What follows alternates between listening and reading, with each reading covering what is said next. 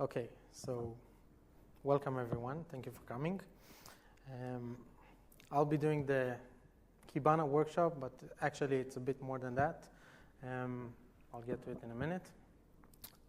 I'll introduce myself. My name is Josh. I work in a company called DevOps Pro. We just started here. We provide training in the field of DevOps. We train not on specific tools, but on the whole pipeline, from development to production and scaling above that. So what's on our agenda? First, I'm going to give a small introduction to Docker. Probably everyone knows it, so I'll just read it through, just so we all know everything. And then we'll go through the ELK components, which is Elasticsearch, Logstash, and Kibana. We'll see a basic ELK setup and then an advanced one. And then I will show the demo of how setting everything up on my laptop locally, so you can play with it at home or here with me. So let's start. What is Docker? Everyone probably heard of Docker, which is containers. So Docker basics states four things. Docker image, which basically one file that have everything inside of it, and you can just move that one file easily from one place to another and then run it. After you run it, it creates a container. And that container is basically your application running inside of it. What runs the container is the engine. Engine installed on the server and runs all the containers. And when the engine wants to run containers, it needs to pull from the registry the images. Good. So in time, applications are changing. From a big monolithics, we've moved today to microservices. Many microservices in different languages, deploying in whatever cloud you're thinking of, and on-premise. So the challenges that Docker solves is basically taking a static website with user data, or a front end with queue, background, with analytics, and we need to provide the users everything inside. So what Docker does, it wraps everything inside the container, all the application, all the dependencies are inside one place. So every time we want to run the application, we just need to move one file and then run it. So it packages up everything. Everything is isolated. I can run many containers on one server that has the same application, only different ports, and I can load balance between them, so I can utilize the server much better. It's a standard format. It's easily portable, as I said, and it has a big ecosystem around it. This is what a containers look like. Not the Docker one, but a container. So today in Docker, that's basically the layer where it is right now. It's composable, it's dynamic, it's varieties of charts, tables, maps. Basically, we use Kibana to build a dashboard, so it will show on this big screen TV, and it will have metrics that are important to us, so we can keep track on them. That's what we use Kibana for. So as I said, these features is seamless integration with Elasticsearch. It gives shape to data. Instead of looking at logs, JSON, we can understand what it means because we've built it. It's sophisticated analytics because we can do histograms, we can do percentiles, we can do a lot of things. It has a flexible interface. It's very easy to use and deploy. You basically, if you're using Docker, you just take the Docker container, connect it to Elasticsearch, and that's it. If you don't use containers, you just download the zip. It's all client-side, JavaScript. Just give it a config, connect it to Elasticsearch, and that's it. So a basic ELK setup. we have a log file and we want to send it to, we want to visualize it in Kibana. So the easiest part to do is just ship the log file or read it. Logstash can read files from the file system, and then Logstash will parse them, create them. If they're given as a big line, it can create a JSON from them, enrich the data, and then it will send everything to Elasticsearch to be saved and indexed, and Kibana to visualize. This is the very, very basic setup that I will show here today locally on my computer. A little more advanced and scalable architecture is basically we have lots of shippers. The shipper, the only thing it does, it either reads a file, the log file, and sends it into Redis, or it can send directly into Redis. If you have an application written in Ruby, there is a client, there's a Redis client, you can just send metrics to Redis, and then Logstash will connect to Redis and pull all the messages and parse them and analyze them and enrich them, and then it will send them into Elasticsearch cluster to be visualized in Kibana. This is a solution that I'm using right now with a client. It handles more than 100 gigs a day, and it's very, very scalable. Logstash instances go up and down based on the traffic of the servers. If you want a scalable log aggregation / metrics solution, I highly recommend try ELK. Okay, so let's see the files and let's see the demo. I've posted a link in the group on the comments of the GitHub repo with everything inside, everything we need. So if you go here, you need to have Docker installed on your computer, so you can install it for a distribution, and it will install Docker Machine and Docker Compose. Both are tools of Docker. If you don't know, Docker Machine spins up a local VM, so we can use Docker because Docker only runs on Linux.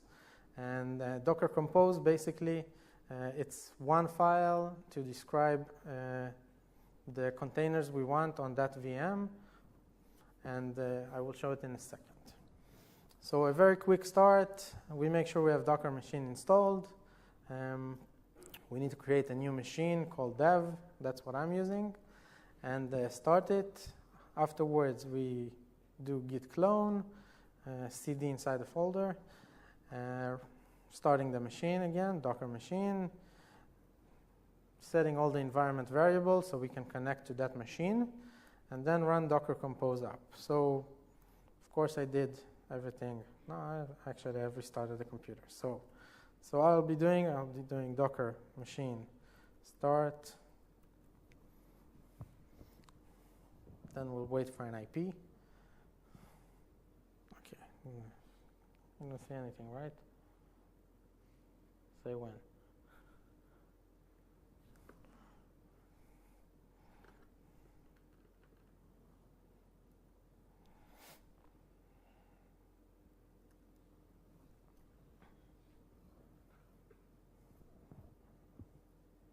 Any questions until my computer starts? No? Good. Mm-hmm.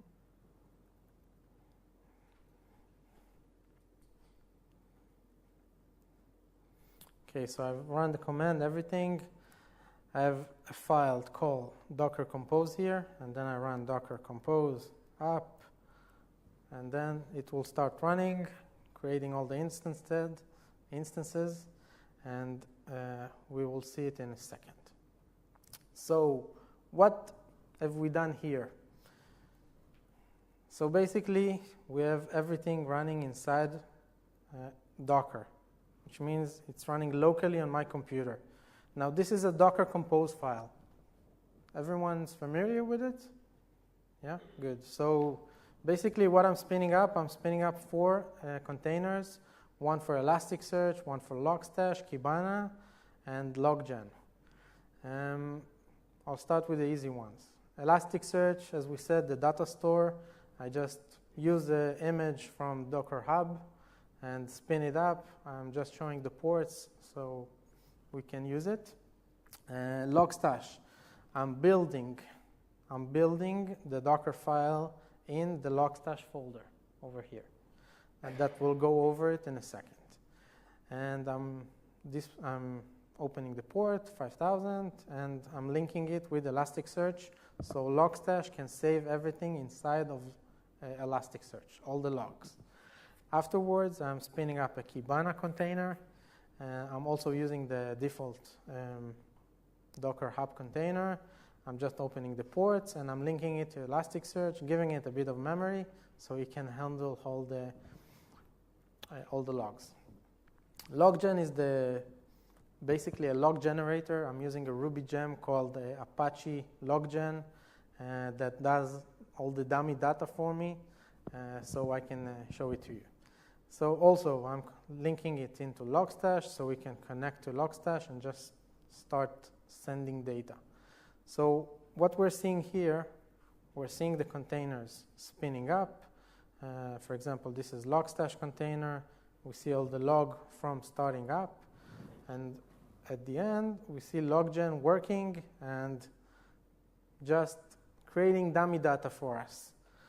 So what I want to do now is go here, just run this one, and we can see Kibana starting up, which it's inside the container.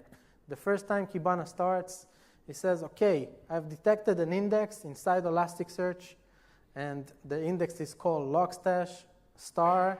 Why the star? Because Logstash, the way it creates indexes, it creates them for every day. It creates a different index. So if we want to delete an index to save some space, we can just delete one index and we don't need to delete them all. So it takes a regex and we're telling him which field is the timestamp. Because we're using timestamp data, we want to show a graph based on time. We need to give him a timestamp. This basically Logstash can do automatically. Every log going into Logstash, it can add that timestamp metric. You don't need to send it. So I'm creating the index. It already identified many, many fields. As you can see, some of them he knows there are numbers. Some of them are strings. If I haven't created an index specifically to that JSON, everything will be a string. But some things he knows to identify as IP. This is done via Logstash. I will show it in a second. So the way Kibana is built, there are 4 tabs: Discover, Visualize, Dashboard, and Settings. In Settings, we don't configure anything. We just configure the UI. If we have objects like dashboards, like saved searches, like visualizations that I save, that I will show in a couple of minutes, everything will be here, and if I want to delete them, edit their names, things like that, I do it through here. We can see the status of the Elasticsearch that Kibana is connected to, and the Kibana status, how much memory is it using, the response time, things like that. You can see the about, which version we're using. This is the latest stable one.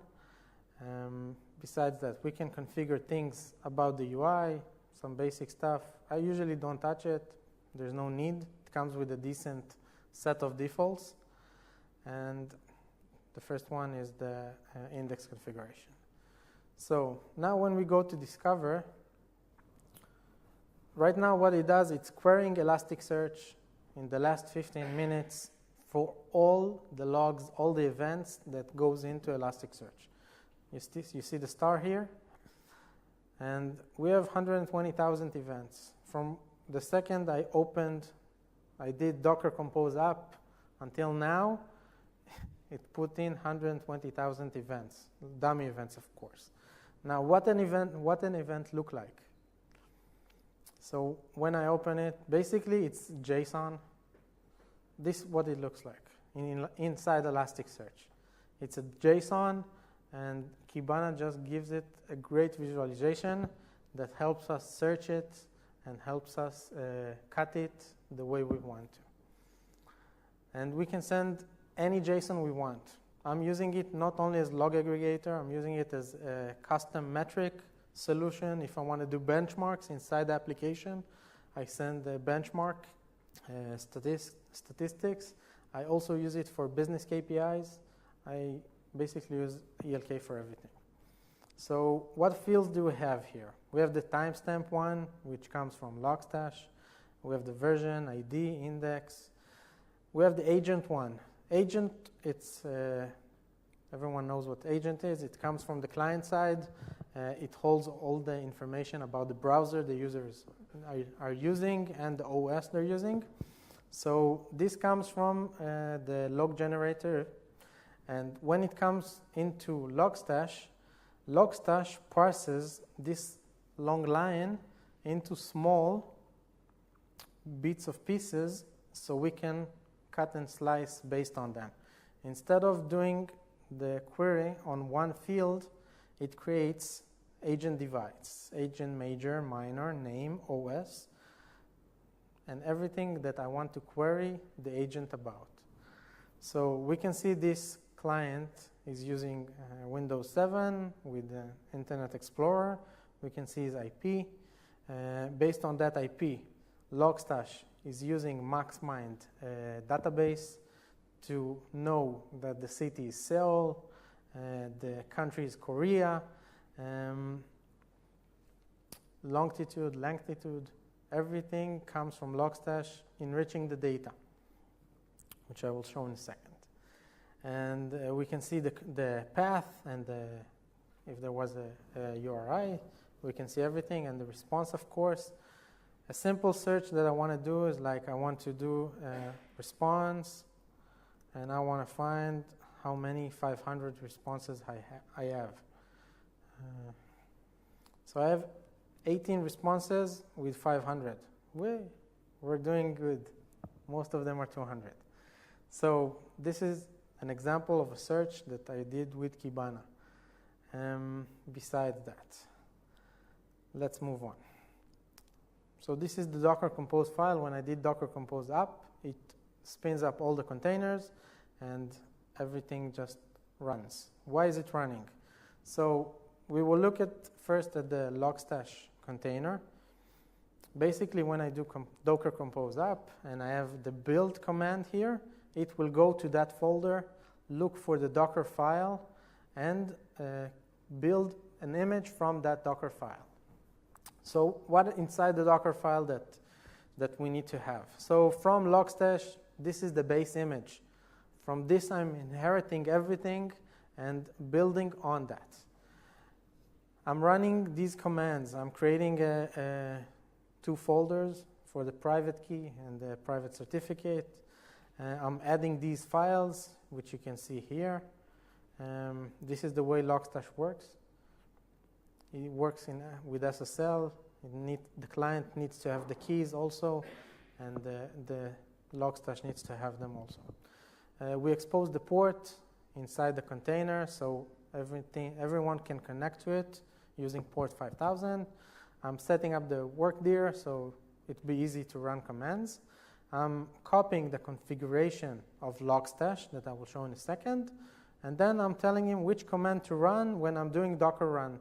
So I'm telling him opt Logstash bin Logstash, -v is verbose, -f is use this configuration folder. And what's inside the configuration folder? The way I'm working with Logstash, I always divide the configuration into 3 parts. Why 3? Because there are 3 types of plugins for Logstash. 1 input, 1 filter, and 1 output. So the first one starts with a 0 for me. The second one starts with 1, and the third one starts with 2. So first one, it's input. I'm using the Lumberjack protocol.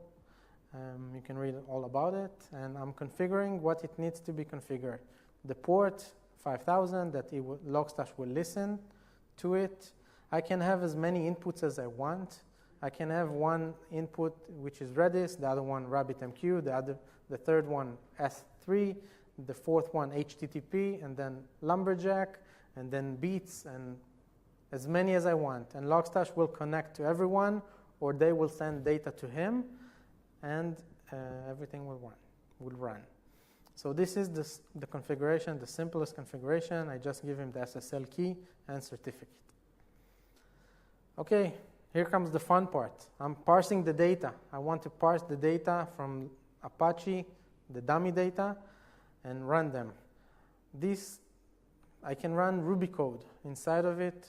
The reason we're using Ruby code here because loggen generator is a bit old, from 2012, and I'm using Elastic 2.3, and it doesn't support dots in the variables. So I'm changing dots into underscore, and I'm doing it in Ruby code. Every event runs this Ruby code and changes. If I have agent.os, it will change agent_os. That's it. Grok, it's a plugin that is looking for a pattern, and then it will parse based on that pattern. Logstash has built-in patterns. One of them is called combined Apache log, which you can guess it's for Apache. And I'm telling him which field to run that pattern, and he's just running it on that field and parsing that field, creating new fields. For example, in the Apache log, I have the response metric, which is 200, 500, 4. This will create a field called response with the number. Another plugin, which is called date, basically what it means, find the date, create the format, and remove fields that might interrupt Logstash do its work. If the application is sending a field called timestamp, I don't want it. I want it removed so that Logstash will put in the timestamp field. Mutate user agent and GeoIP.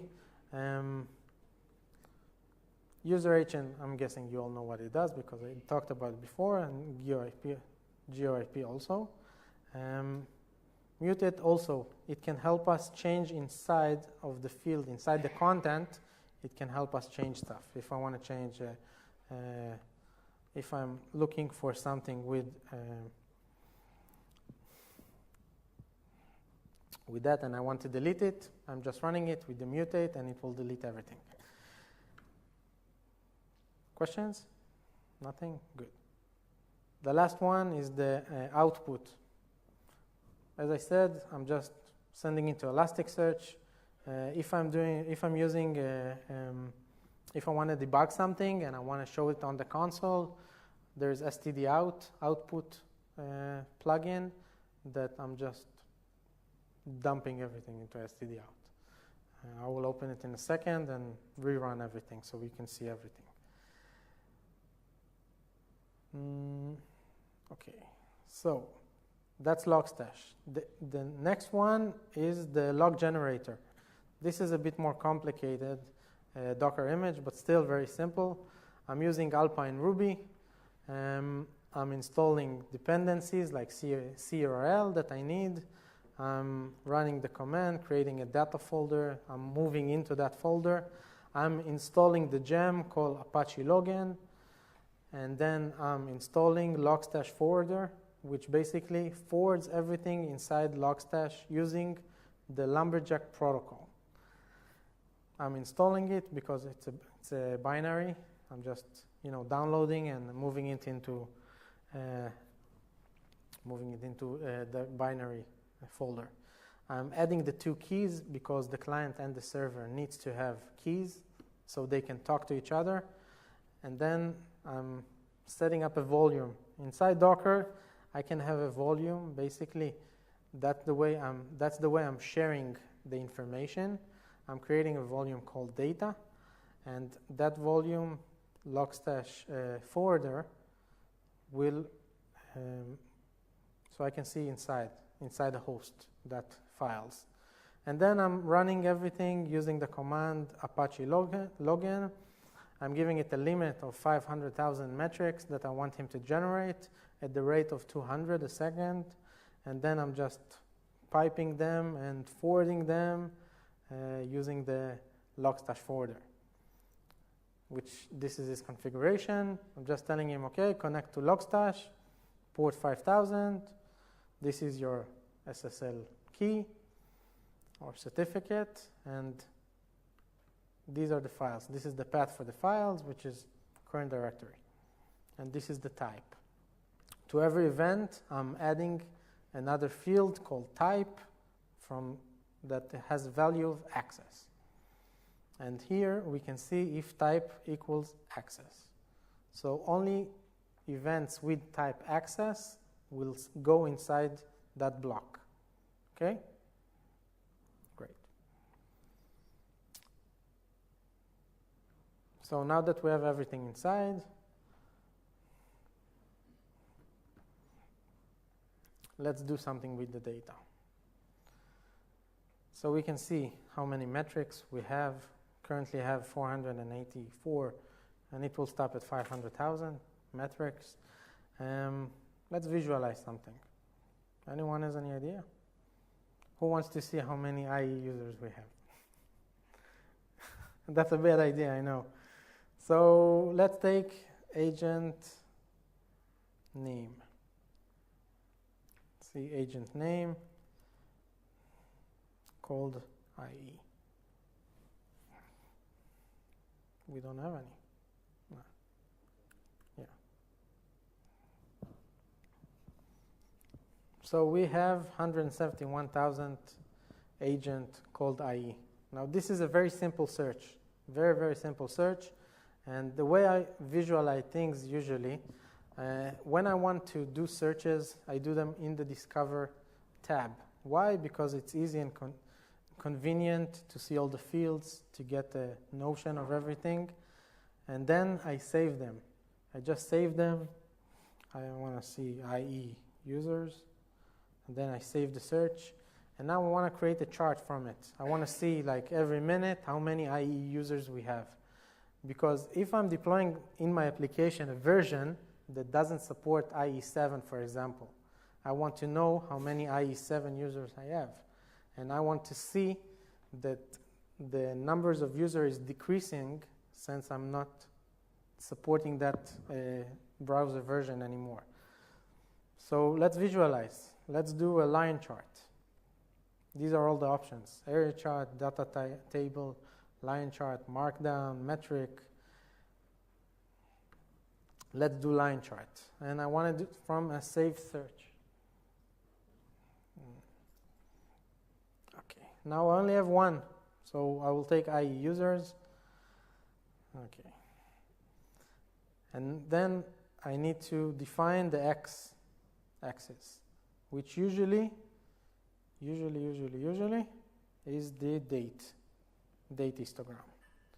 And now if I can apply it, and I already see something that I have. I see in these 30 seconds I had 6,738 IE users. And I can see it's growing, it's going down. Now let's slice it a bit more. Let's do split lines. Let's split the lines with another subaggregation. Let's do term. Let's take a term. Let's see what fields do we have that we can query. So I want to see the version. So I have agent major, minor. I want to cut it by major. Let's see how many we have.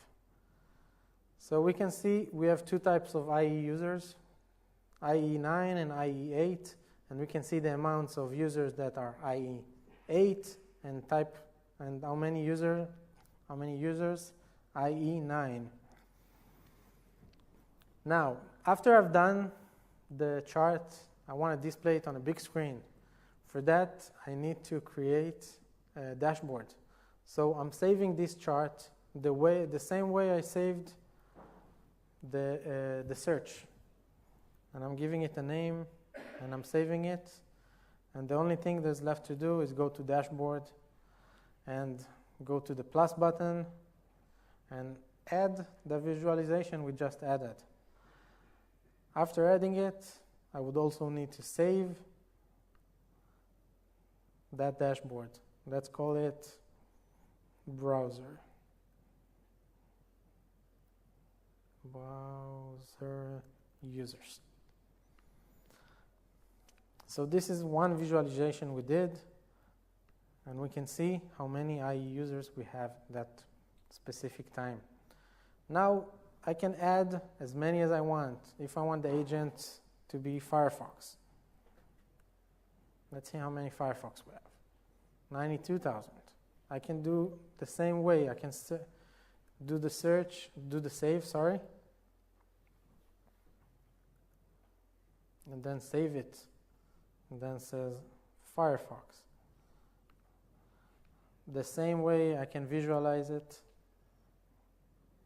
create a new visualization. Let's do area chart, for example, and choose the Firefox users, and then the same way I'm aggregating based on the date, and then I'm adding a sub-aggregation based on the term. Let's do another term. Let's do the term of response. Let's see how many Firefox users has different response types. So we can see most of them are 200. This is a bad example because there aren't many 504 and 4. Let's give it another term. Let's do country name. Let's see how many users coming from China or Japan or Germany. It shows us very, very easily. You see how quickly it works? And this can be used with millions of events. Very easy to use. Firefox country. And I just want to add it to my dashboard.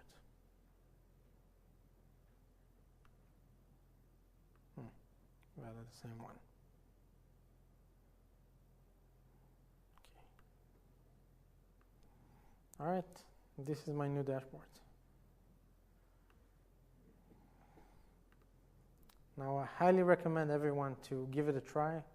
If you haven't experienced any of it, it will give you a good start with Docker and a nice example of ELK, so you can start play with it, and you won't have to worry about inserting any data. You can start querying everything.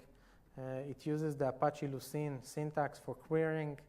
I also posted the link inside here, so you can use that to query. Well, that's it. Any questions? Wow. Thank you, guys.